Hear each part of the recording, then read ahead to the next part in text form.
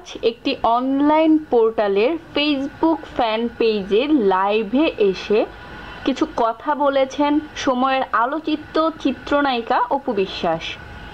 নিজের সন্তান আব্রাহাম খান জয়ের প্রতি অপত্য স্নেহ নিয়ে অপু বলেন, আমার ছেলেটা ভীষণ লক্ষ্মী, তার ভবিষ্যৎ করতে মা হয়ে যেটা করা প্রয়োজন আমি করব।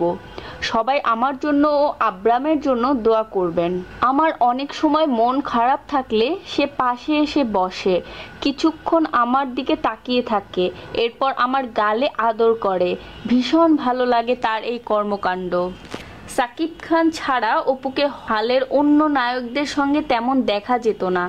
এমন প্রশ্নের জবাবে অপু বিশ্বাস বলেন, আমাদের জুটির চাহিদার জন্যই যারা আমাকে চুক্তি করাতো তারা সাকিবের সঙ্গে আমাকে বেশি চাইতো, তাই ওর সঙ্গেই এত কাজ করার সুযোগ হয়েছে। অপু আরও বলেন, আমাকে অনেক সময় পরিবারের কাজে সময় দিতে হতো, আমি একটু আড়ালে চলে যেতাম।